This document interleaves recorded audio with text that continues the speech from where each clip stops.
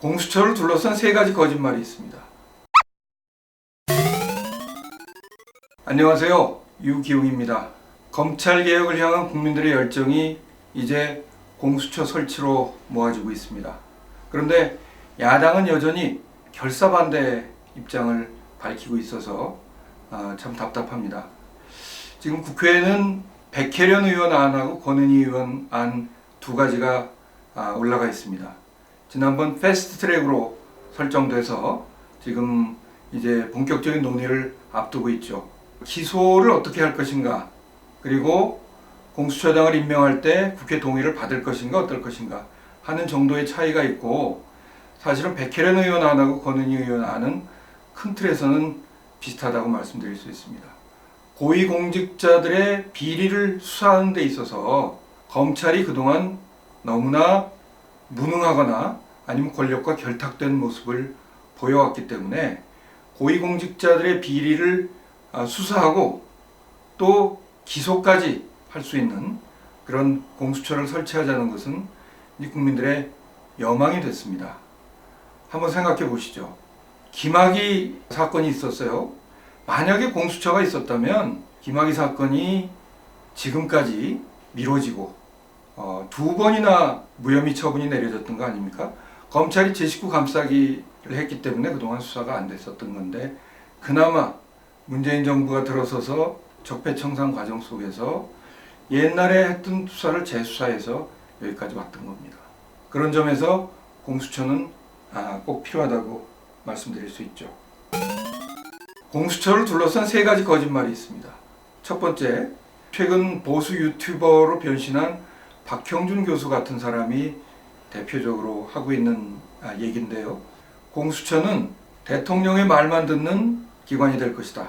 대통령이 임명을 하기 때문에 대통령 입맛에 맞는 사람이 공수처장이 될 것이고, 대통령 하명 사건, 청와대 하명 사건에서 정치적 반대파들을 탄압하는데 공수처를 악용할 것이다. 이런 얘기입니다. 그런데 이건 진실을 가리는 일이에요. 국정농단 사건을 수사했던 박영수 특검을 누가 임명했을까요? 박근혜 대통령이 임명했습니다.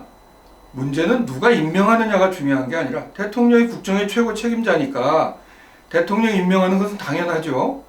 그런데 누가 추천을 하느냐, 그리고 그 과정에서 대통령의 입맛에 맞는 사람들로만 될 수 있게 두지 않고 견제할 수 있는 장치가 있느냐가 중요한데요. 지금 백혜련 의원 안과 권은희 의원 안 공이 7명 추천위원회에서 6명이 동의를 해야만 공수처장에 추천될 수 있습니다. 그런데 야당 추천이 2명이에요. 여당 추천이 2명이고 법무장관, 법원행정처장, 대한변협회장 이렇게 해서 7명 추천을 하는데, 야당 2석 중에서 야당 2명이 반대하면 절대로 그 사람이 공수처장으로 임명이 안 됩니다. 아까 박영수 특검 얘기해서 예를 들었듯이 이 정도의 안전장치면 그건 대통령 입맛에 맞는 사람이 임명될 것이다? 그렇게 볼 수가 없어요. 야당이 반대하는 사람은 임명할 수 없다는 그런 얘기입니다. 거기에다가 권은희 안은 그것을 다시 국회의 동의를 얻게 만들었어요. 그러니까 지금 총리처럼 인사청문회 끝내고 국회에서 표결해서 과반수 이상의 동의를 얻어야만 공수처장이 될 수 있다는 건데, 이 정도 안전장치면 그건 대통령 말만 듣는 공수처가 될 것이다? 그건 거짓말입니다.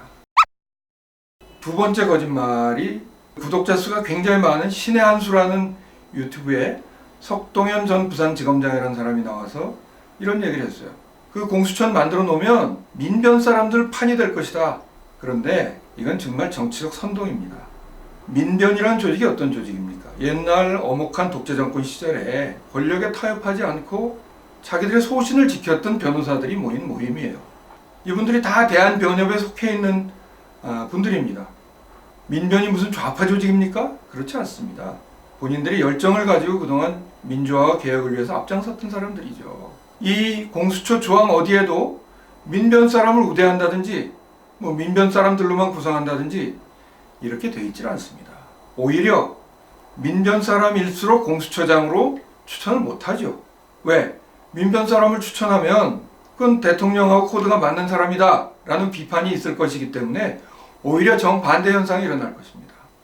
이 말에 속아서는 안 된다고 말씀드리고 특정 세력들이 주도할 것이다 라는 얘기는 거짓말입니다. 세 번째 거짓말이 있어요. 이것은 제1야당의 원내대표라고 하는 나경원 대표 같은 사람이 언론에 나와서 정말 저는 이런 얘기를 할 수 있나 싶을 정도로 민주당이 빨리 공수처 법안을 통과시켜서 지금 검찰에서 수사 중인 조국 전 장관 가족들에 대한 수사를 공수처가 가져가서 얼렁뚱땅할 것이다. 국민들을 너무 우습게 보는 일입니다. 세상에 이런 일이 있을 수 있겠어요? 그리고 조국 장관 이미 고위공직자도 아니죠. 그리고 수사가 지금 마무리 단계에 들어가서 본격적으로 재판에 곧 들어갈 텐데 그걸 공수처가 언제 만들어져서 만약에 권은희 의원 안대로 되면 인사청문회 거쳐야죠. 거기서 또 국회 동의까지 얻어야죠. 그리고 나서 그렇게 된 공수처장이 조국 장관 사건을 공수처 첫 사건으로 가져가겠습니까? 이건 터무니없는 거짓말입니다. 절대로 그렇게 되지 않을 것이라고 생각해요. 저는 자유한국당이 이제 좀 합리적으로 순리대로 해주길 원합니다. 공수처에 반대라는 입장을 정해놓고 되지도 않는 논리를 가지고 반대 논리를 끌어대면 안 되고요. 그거는 자기 당의 뿌리인 선배들을 욕보이는 일이기도 합니다. 참 재밌는 얘기 몇 가지 좀 드릴게요. 1995년에 조선일보, 지금 공수처 굉장히 반대하는 그 조선일보하고 참여연대가 공동으로 공수처가 필요하다는 특집 기사를 만든 적이 있습니다. 1998년에 이회창 총재가 참여연대를 방문해서 같이 간담회를 한 자리에서 공수처 필요하다 이렇게 얘기를 했어요.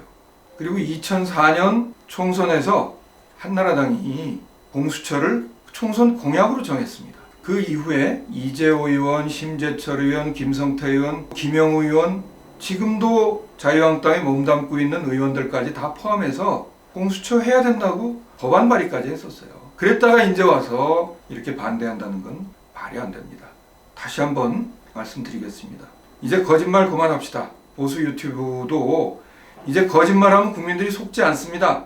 광화문 시민들도 공정하게 앞으로 수사하라는 얘기 아닙니까? 광화문 시민들의 뜻도 저는 공수처를 통해서 실현될 수 있다. 이렇게 말씀드리겠습니다. 공수처 해야 됩니다.